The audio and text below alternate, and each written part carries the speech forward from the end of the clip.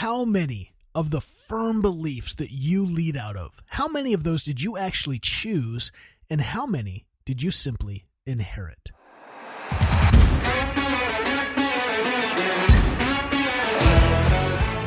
I'm Seth Winterhalter. Welcome to the HaltingWinter podcast. This week inside the MLDC, we're working through a very unique book. It's called Educated by Tara Westover. And I'll be upfront with you, this is not a leadership book in the slightest. In fact, it's a memoir.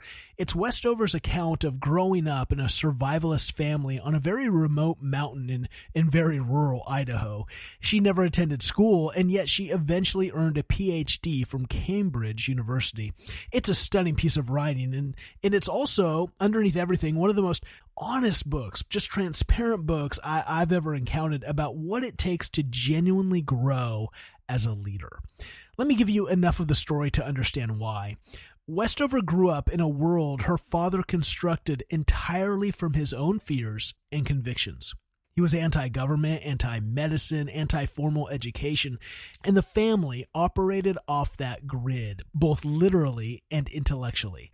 There were no outside voices, no alternative perspectives, no reason to question the version of reality that she had been handed, because she didn't know there was another version even available. She accepted that map as the territory, and then slowly, painfully, at a very real personal cost, she didn't. She taught herself enough to get into Brigham Young University. She excelled. She made it into Cambridge. And along the way, she encountered a world that was vastly more complicated than the one she had grown up in, which meant the version of herself that she'd been given by her family was also more complicated than she'd been allowed to even know. She writes that she came to believe the ability to evaluate many ideas, many histories, many points of view was at the heart of what it means to self-create, to take custody of your own mind. Now, you probably didn't grow up in a survivalist compound, but I'd argue the dynamic Westover is describing is more familiar to local government leaders than it might first appear.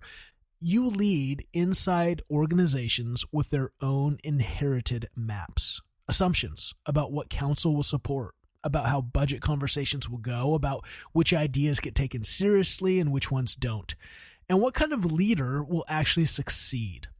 Most of those assumptions weren't handed to you in an envelope labeled assumptions. They were handed to you simply as the way things are.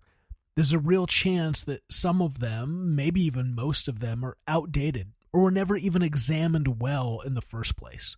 We're going to dive into this book this week and look at just some incredible insights that, you're not going to find in a typical leadership book, but they're insights I think that will help you look at yourself in the mirror and see the organization that you've inherited, the way of thinking that you've inherited, even the way of looking at yourself. This hits me because, man, I went through this journey 5 years ago, and it really set me free to examine not only what I felt were the expectations on my life, but I examined how many of those expectations were actually assumptions that people were not putting on me. I was putting on me, thinking that they were putting them on me. I mean, this is a crazy thing the mind does. And I think this week it will help you take time to reflect and to ask yourself, are you being true to who you truly are? This is a great week to join the MLDC to learn more about the Municipal Leadership Development Circle. You can head over to HaltingWinter.com/MLDC. Again, Halting, HALTING, HaltingWinter.com/MLDC. Simply use the link in the show notes. I'm Seth Winterhalter. Thanks for joining me, and until next time, keep leading with impact.